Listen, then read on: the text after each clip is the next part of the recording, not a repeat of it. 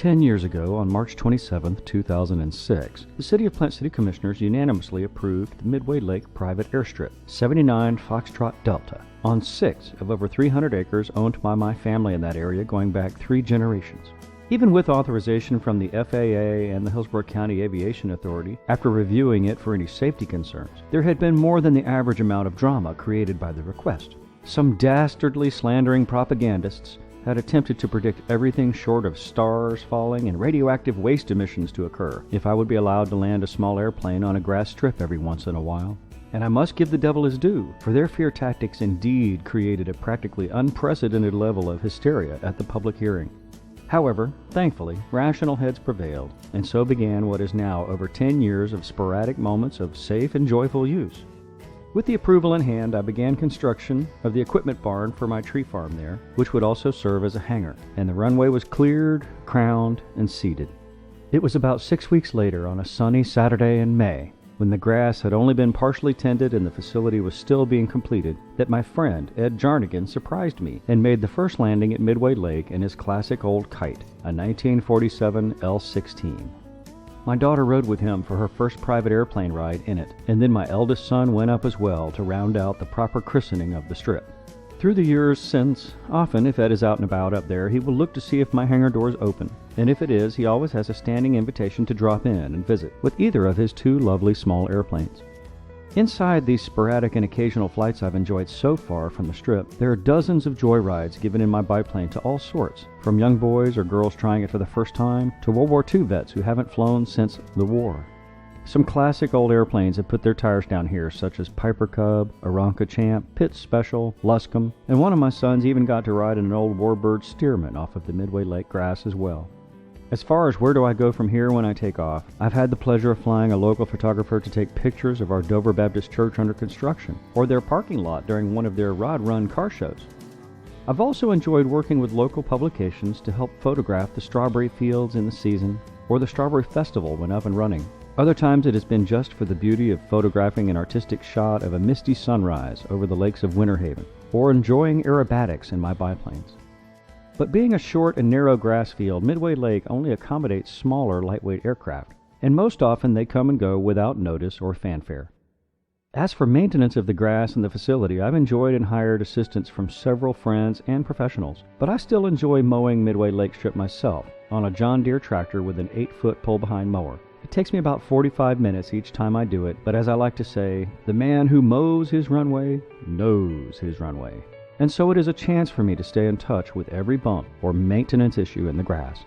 I've come to appreciate and even relish how my mowing gives time for me to recreate in the more classic sense of recreation. Recreate away from my regular career and duties. The Midway Lake that adjoins the strip has also been a source of great fun for me and my wife, as well as an aviation buddy or two. And there has been no shortage of trespassers fishing in it, always challenging me with how they know the owner when I politely ask them who they are. But usually it ends civilly with my suggesting they go on and jump back across the barbed wire fence they scaled to get in. Sort of a "don't y'all come back now, you hear" moment. Yet despite its being private, I have many church friends and or family who ask and receive permission to fish for bass there. And since it is always catch and release over time, there have been a few whoppers that have filled scrapbooks, but not skillets. The beauty of the lake is also home to many other great flyers. For nearly every evening, my wife and I enjoy view from our home 500 yards to the north of the hundreds of cattle egrets, or cowbirds, that return to Midway Lake each sunset to roost in several stumpy trees and the tall grasses in the shallows there. We smile as they settle in and grow so numerous as to clutter the branches like unpicked cotton on the bushes in Georgia. Like the sandhill cranes that wander the runway at times, these birds have become part of our life at home.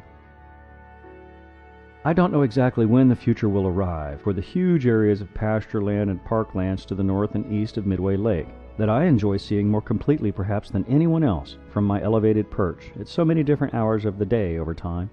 I'm sure that much of Plant City as we know it will change in years to come, and though I don't bemoan the growth and the change, I'm sure it will in some ways be much like how I recall watching dirt roads in Brandon become 4-lane divided arterial roadways, leading through fewer and fewer groves I once harvested or drove trucks to, until the groves and the agriculture there were no more. I won't be a hypocrite, and thus I admit to how I helped our family push and burn one of the last groves there, After NAFTA and the politics of Brandon shifted the grove industry from beneath us, we sadly had to sell or develop our groves into what are now nice subdivisions. When it became impossible to sustain agriculture in what had become a hostile environment of neighbors complaining of the noise of agriculture, while many of them kept dumping their pool filters and mattresses and carpet remnants across the fence onto our land, I saw and felt firsthand what it is to watch agriculture become sprawling residential growth. Now, when I enjoy the Midway Lake private airstrip, it is sadly ironic for me to recall how some claimed that a small grass private airstrip would threaten agriculture in the Midway area. And yet, grass strips and small aircraft operations are akin to agriculture, and how they create and utilize open vistas, and how they both suffer and sometimes expire over time at the hands of residential sprawl. Sort of like heritage and history, they both may one day be overwritten by those who know them not, like a professional critic arriving late and only in time to see the final act of a long, dramatic play. But for now, I feel sure how Midway Lake and its private landing strip have provided more joy than detriment to the area. Years from now, when perhaps the cowbirds, sunset flights, and rowboat fishing trips are only a fond memory for me and my wife, we will have many pictures in our heads of good times and good friends we shared them with along the way.